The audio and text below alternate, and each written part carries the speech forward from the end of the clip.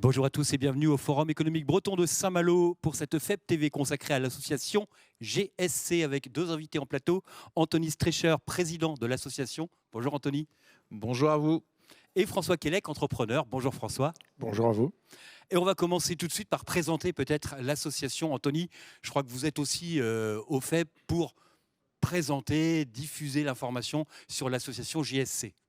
Oui, en effet. Donc, la chance que j'ai de présider cette association bénévolente, parce que je suis aussi accessoirement chef d'entreprise. Donc, on sait à un moment donné de quoi on parle. Et l'association est une association qui a été créée par les chefs d'entreprise, pour les chefs d'entreprise.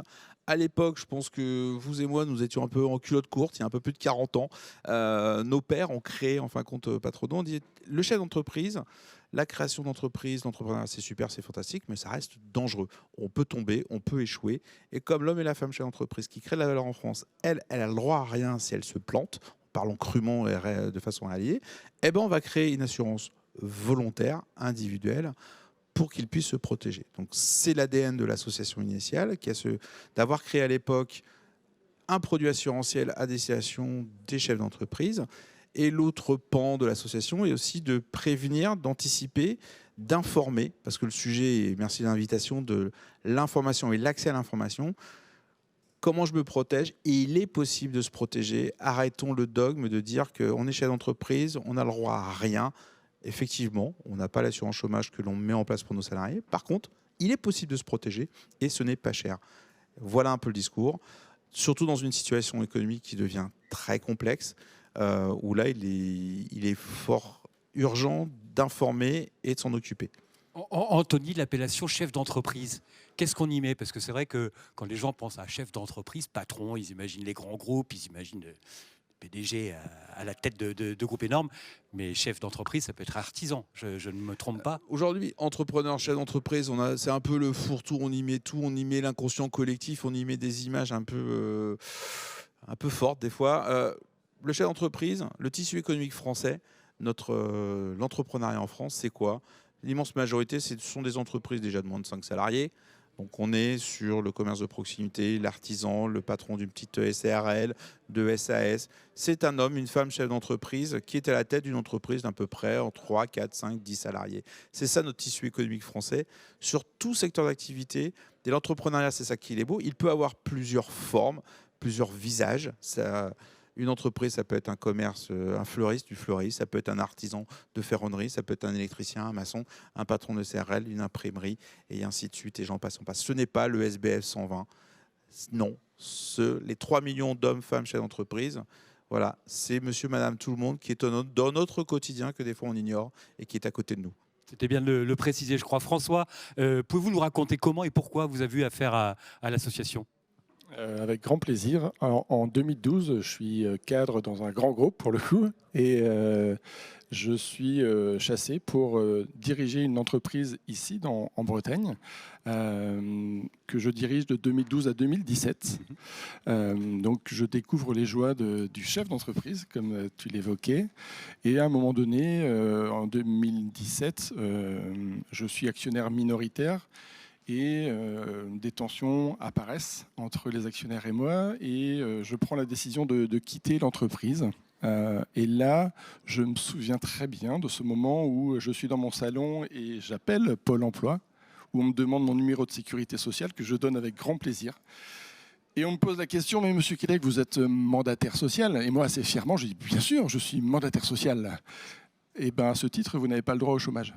Et là, à un moment donné, le sol s'ouvre sous mes pieds. Ouais. Et il y a 3 lettres qui me reviennent à l'esprit, c'est GSC, qui m'avait été présenté par les actionnaires de l'époque en me disant « Tiens, ce serait bien que tu te fasses assurer par l'entreprise ». À ce moment-là, il y a 5 ans en arrière, je ne savais pas ce que je faisais. Et grand bien m'a pris. Oui.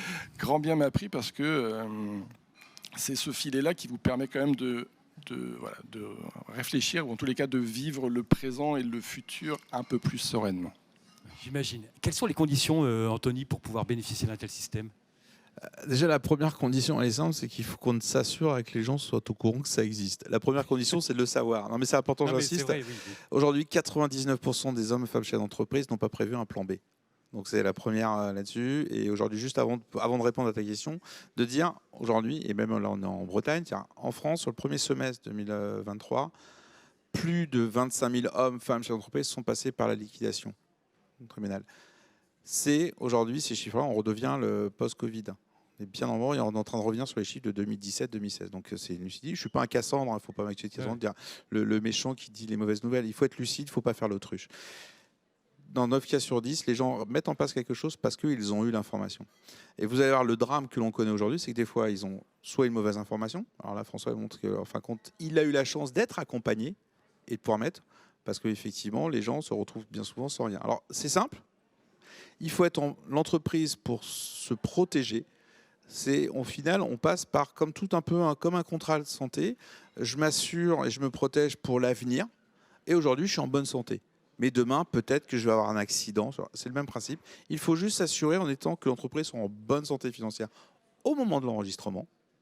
Et ensuite, on paye une cotisation liée à son revenu de chef d'entreprise et de la façon dont on veut se protéger. Donc c'est vraiment, vous choisissez la durée que vous désirez, entre 9, 12, 18, 24 mois.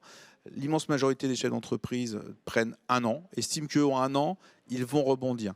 Faire le deuil de l'entreprise, en tirer les enseignements, de recréer et de rebondir. 30% des gens qu'on accompagne qui souscrivent à un contrat recréent une entreprise dans l'année. D'accord. Ouais. Parce qu'ils ont à manger dans le frigo. Oui, oui. Donc le système est assez simple, assez facile. Il suffit d'aller sur le site gscasso.fr et vous avez un simulateur en ligne qui est ouvert à tout le monde. Les gens peuvent simuler là-dessus. La médiane, comme vous le disiez au démarrage, sur qu'est-ce qu'un chef d'entreprise. Un chef d'entreprise, la médiane de rémunération d'un chef d'entreprise en France, c'est 40 000 € par an. Donc on est loin et on n'est pas dans le monde qu'on imagine. Pour s'assurer pour 1 an, pour avoir 1 an de protection en cas de défaillance, en cas de plantage, et ça peut arriver, ça va vous coûter 104 € par mois.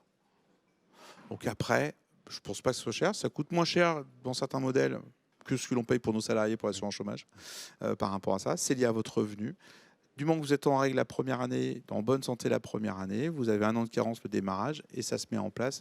Et quelle que soit la santé de votre entreprise plus tard, vous n'avez pas de surcote parce que votre entreprise va mal, contrairement à certains contrats d'assurance. Donc, créés par des chefs d'entreprise pour des chefs d'entreprise. Pour terminer, votre présence à Saint-Malo cette année en tant qu'acteur du forum, hein. On vous a vu, vous étiez présent l'an dernier aussi, mais cette année en tant qu'acteur. Aujourd'hui, oui, il y a un attachement particulier à la Bretagne parce que c'est quand même une région forte. Moi, j'ai eu la chance, elle m'a accueilli avec mon petit ciré pour apprendre à faire de la voile. Donc, à un moment donné, il y a un attachement humain fort à la région. Maintenant, pourquoi ? Parce que tout se passe en région.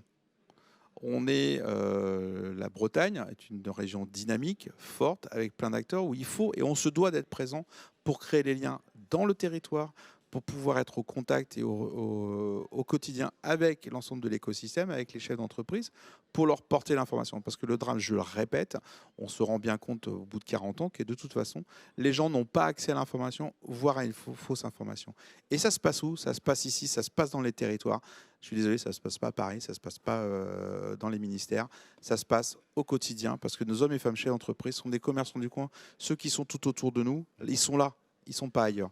Pourquoi on est là ? Voilà pourquoi. Merci à tous les deux. Merci Anthony, merci François. Et puis maintenant, j'espère que les gens en savent plus sur l'association JSC, les patrons, quels qu'ils soient. Merci encore. On se retrouve très prochainement pour une nouvelle FEP TV. Merci.